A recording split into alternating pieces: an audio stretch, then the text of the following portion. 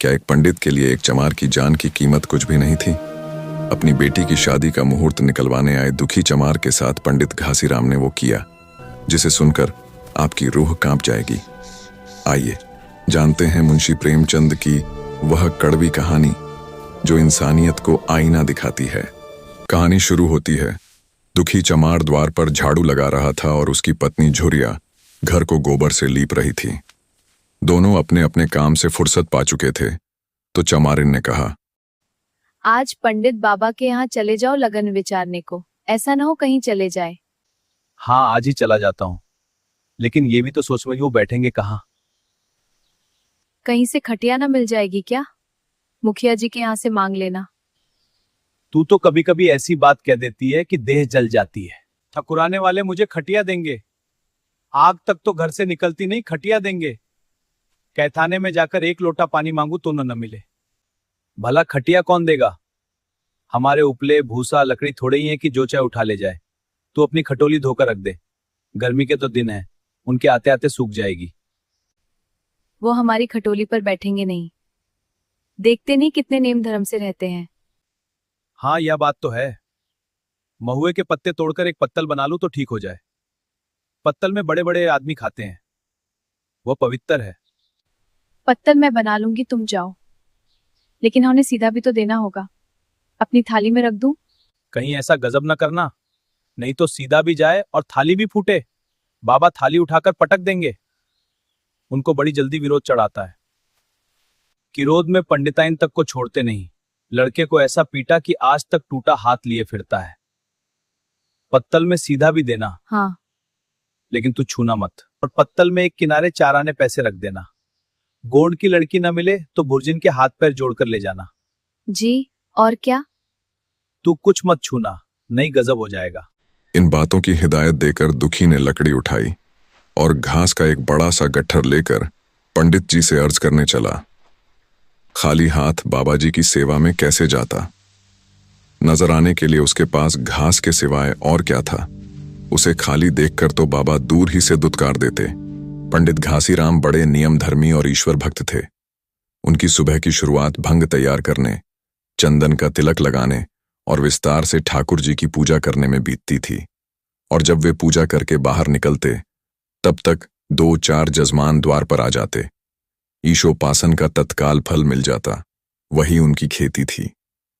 उस दिन जब वे पूजा खत्म कर बाहर आए तो द्वार पर दुखी चमार श्रद्धा भाव से उनका इंतजार कर रहा था। पंडित जी के चेहरे का तेज और सात्विक रूप देखकर दुखी भक्ति से गदगद हो गया। आज कैसे चला रे दुखिया? बिटिया की सगाई कर रहा हूं महाराज, कुछ साइद सगुन विचारना है। कब मर्जी होगी? आज मुझे छुट्टी नहीं। हाँ, सांझ तक आ जाऊंगा। नहीं महाराज, जल्दी मर्जी हो जाए। सब सामान ठीक कर आया हूं। ये घास कहाँ रख दूं? फिर सगुन भी वैसे ही निकलेगा। माफ करे प्रभु, गलती हो गई। जब आपको समय हो तब चलिए। हाँ, ये लकड़ी भी चीर देना। खलिहान में 4 खांची भूसा पड़ा है, उसे भी उठा लाना और भूसौली में रख देना। और ये घास गाय के सामने डाल दे और झाड़ू लेकर द्वार तो साफ कर दे। यह बैठक भी कई दिन से लिपी नहीं गई, उसे भी गोबर से लीप दे, तब तक मैं भोजन कर लूं। दुखी फौरन हुक्म की तामील करने लगा। द्वार पर झाड़ू लगाई, बैठक को गोबर से लीपा। तब तक 12 बज गए। पंडित जी भोजन करने चले गए। दुखी ने सुबह से कुछ नहीं खाया था। उसे भी जोर की भूख लगी, पर वहां खाने को क्या धारा था? घर यहां से मील भर था। वहां खाने चला जाए तो पंडित जी बिगड़ जाएं। बेचारे ने भूख दबाई और लकड़ी फाड़ने लगा। लकड़ी की मोटी सी गांठ थी जिस पर पहले कितने ही भक्तों ने अपना जोर आजमा लिया था। वह उसी दमखम के साथ लोहे से लोहा लेने के लिए तैयार थी। दुखी घास छीलकर बाजार ले जाता था। लकड़ी चीरने का उसे अभ्यास न था। घास उसके खुरपे के सामने सिर झुका देती थी। यहां कस कस कर कुल्हाड़ी का भरपूर हाथ लगाता, पर उस गांठ पर निशान तक न पड़ता था। कुल्हाड़ी उचट जाती। पसीने में तर था, हाँफता था, थक कर बैठ जाता था, फिर उठता था। हाथ उठाए न उठते थे, पांव कांप रहे थे, कमर न सीधी होती थी, आंखों तले अंधेरा हो रहा था, सिर में चक्कर आ रहे थे, तितलियां उड़ रही थीं, फिर भी अपना काम किए जाता था। अगर एक चिलम तंबाकू पीने को मिल जाती तो शायद कुछ ताकत आती। उसने सोचा, यहां चिलम और तंबाकू कहां मिलेगी? ब्राह्मणों का पूरा है। ब्राह्मण लोग हम नीच जातों की तरह तंबाकू थोड़े ही पीते हैं। सहसा उसे याद आया कि गांव में एक गोंड भी रहता है, उसके यहां जरूर चिलम तमाकू होगी। तुरंत उसके घर दौड़ा। खैर, मेहनत सफल हुई। उसने तमाकू भी दी और चिलम भी दी, पर आग वहां न थी। दुखी ने कहा, आग की चिंता न करो भाई, मैं जाता हूं, पंडित जी के घर से आग मांग लूंगा, वहां तो अभी रसोई बन रही थी। यह कहता हुआ वह दोनों चीजें लेकर चला आया और पंडित जी के घर में बरौठे के द्वार पर खड़ा होकर बोला, मालिक, थोड़ी सी आग मिल जाए तो चिलम पी लें। पंडित जी भोजन कर रहे थे। पंडिताइन ने पूछा, यह कौन आदमी आग मांग रहा है? अरे वही ससुरा दुखिया चमार है। कहाँ है, थोड़ी सी लकड़ी चीर दे, आग तो है, दे दो। पंडिताइन ने भवें चढ़ाकर कहा, तुम्हें तो जैसे पोथी पत्रों के फेर में धर्म कर्म किसी बात की सुद्धि ही नहीं रही।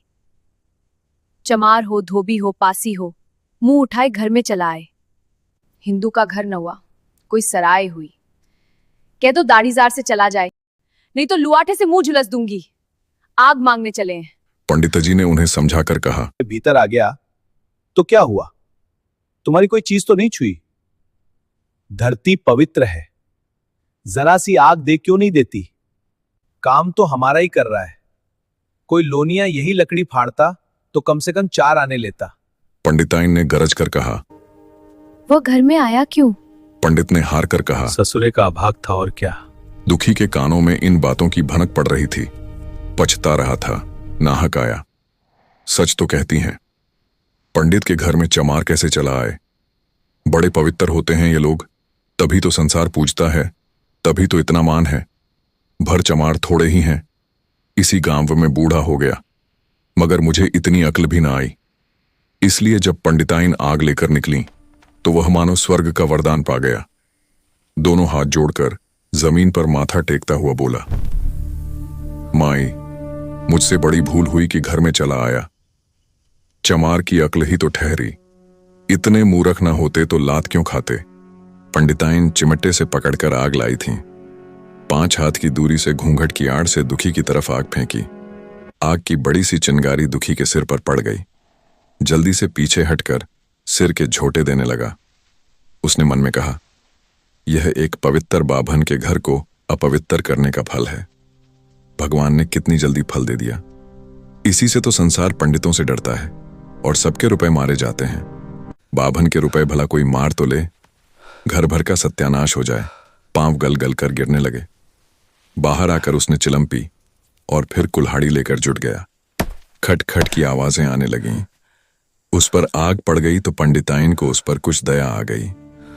पंडित जी भोजन करके उठे तो बोली, इस चमरवा को भी कुछ खाने को दे दो, बेचारा कब से काम कर रहा है, भूखा होगा।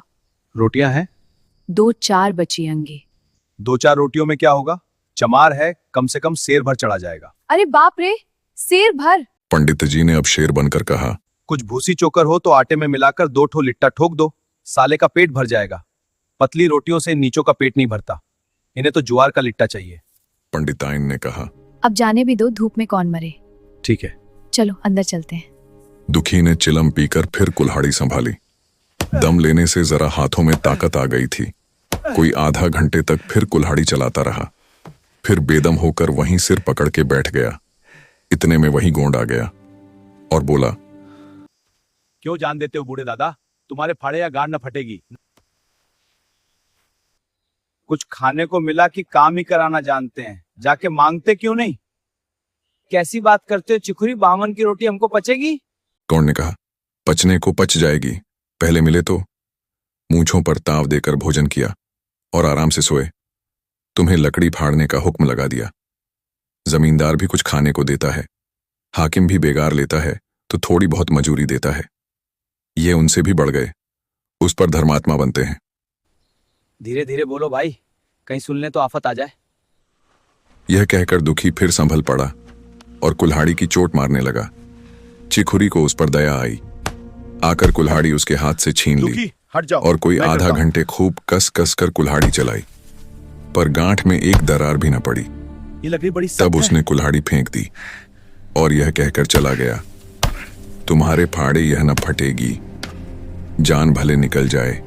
दुखी सोचने लगा, बाबा ने यह गांठ कहाँ रख छोड़ी थी कि फाड़े नहीं फटती, कहीं दरार तक तो नहीं पड़ती। मैं कब तक इसे चीरता रहूंगा? अभी घर पर 100 काम पड़े हैं। कार परोजन का घर है, एक ना एक चीज घटी ही रहती है, पर इन्हें इसकी क्या चिंता। चलूं, जब तक भूसा ही उठा लाऊं। कह दूंगा बाबा, आज तो लकड़ी नहीं फटी, कल आकर फाड़ दूंगा। 4 बजे कहीं भूसा खत्म हुआ। पंडित जी की नींद भी खुली। मुंह हाथ धोया, पान खाया और बाहर निकले। देखा तो दुखी झौंवा सिर पर रखे सो रहा है। जोर से बोले, अरे दुखिया, तू सो रहा है? लकड़ी तो अभी ज्यों की त्यों पड़ी हुई है। इतनी देर तू करता क्या रहा? मुट्ठी भर भूसा ढोने में सांझ कर दी, उस पर सो रहा है। उठा ले कुल्हाड़ी और लकड़ी फाड़ डाल। तुझसे जरा सी लकड़ी नहीं फटती, फिर शायद भी वैसी ही निकलेगी। मुझे दोष मत देना। इसी से कहा है कि नीच के घर में खाने को हुआ और उसकी आंख बदली। दुखी ने फिर कुल्हाड़ी उठाई।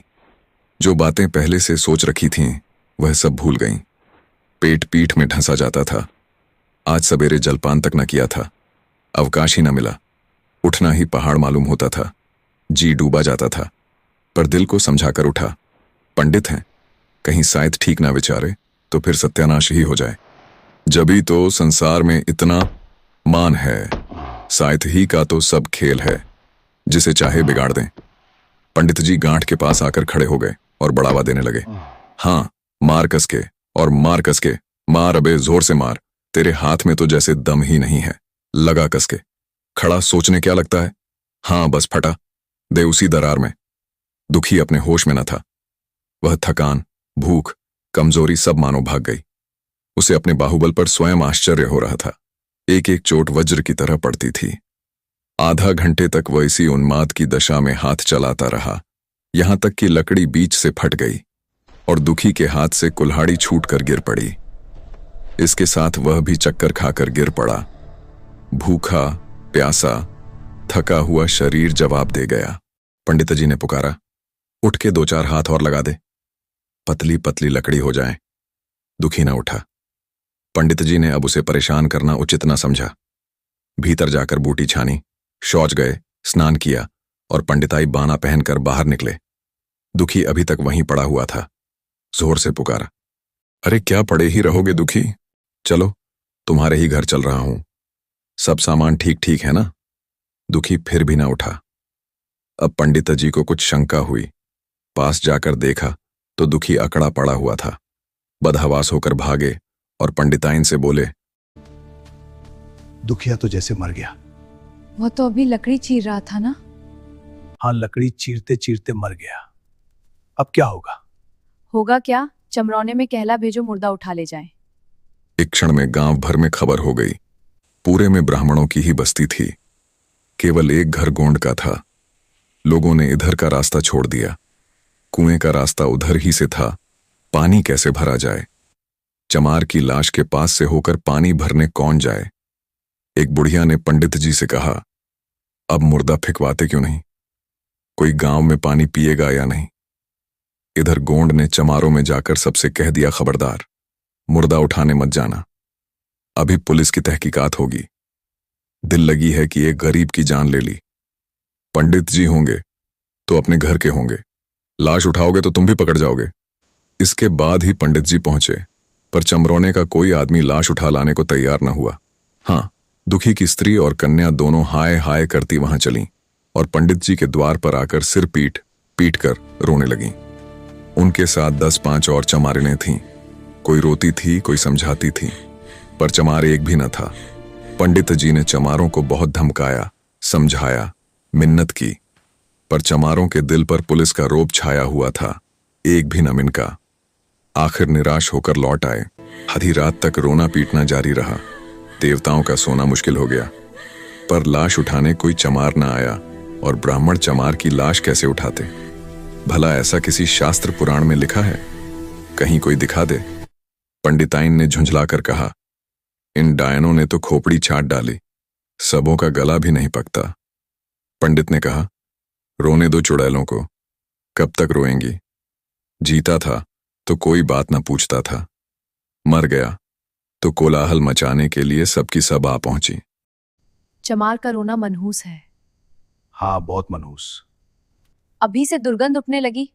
चमार था ससुरा की नहीं, साद असाद किसी का विचार इन सबों को। इन सबों को घिन भी नहीं लगती। भ्रष्ट है सब। रात तो किसी तरह कटी, मगर सवेरे भी कोई चमार ना आया। चमारी ने भी रो पीट कर चली गई। दुर्गंध कुछ कुछ फैलने लगी। पंडित जी ने एक रस्सी निकाली, उसका फंदा बनाकर मुर्दे के पैर में डाला और फंदे को खींचकर कस दिया। अभी कुछ कुछ धुंधलका था। पंडित जी ने रस्सी पकड़कर लाश को घसीटना शुरू किया और गांव के बाहर घसीट ले गए। वहां से आकर तुरंत स्नान किया, दुर्गा पाठ पढ़ा और घर में गंगा जल छिड़का। उधर दुखी की लाश को खेत में गीदड़ और गिद्ध, कुत्ते और कौए नोच रहे थे। यही जीवन पर्यंत की भक्ति, सेवा और निष्ठा का पुरस्कार था। कहानी का अंत तो हो गया, लेकिन एक सवाल हमारे सामने छोड़ गया। क्या तिल तिल कर दम तोड़ने वाले दुखी को सचमुच सदगति मिली, या सदगति का यह नाम केवल उस व्यवस्था का ढोंग है जिसने जीते जी उसे इंसान नहीं माना और मरने के बाद उसकी लाश को कूड़े की तरह फेंकवा दिया? सदगति शरीर की नहीं, आत्मा और सम्मान की होती है। अब यह आप स्वयं तय करें कि एक भूखे प्यासे इंसान की ऐसी मौत सदगति थी या हमारी सभ्यता पर लगा एक गहरा कलंक। दोस्तों, इस कहानी की सबसे बड़ी विडंबना यह नहीं है कि दुखी का शोषण हुआ, बल्कि यह है कि उसका अपना मन ही बंटा हुआ है। वह अपने ही अत्याचारी को एक तेजस्वी मूर्ति मानकर पूजता है और खुद को अपवित्र समझकर ग्लानि से भरा है। आज हमारे समय का सबसे बड़ा काम इसी मानसिक विभाजन को खत्म करना है। हमें यह समझना होगा कि न्याय की पहली शर्त ही शोषण को पहचानना है। शोषण सिर्फ एक व्यवस्था नहीं, एक जहरीला विचार है। जब तक शोषित व्यक्ति अपने शोषक में देवत्व देखता रहेगा, अन्याय का यह चक्र कभी नहीं टूटेगा। हमें न्याय और अन्याय की लकीर को साफ साफ देखना और समझना होगा। तो चलिए इस चेतना के साथ विदा लेते हैं और मिलते हैं अगली कहानी के साथ।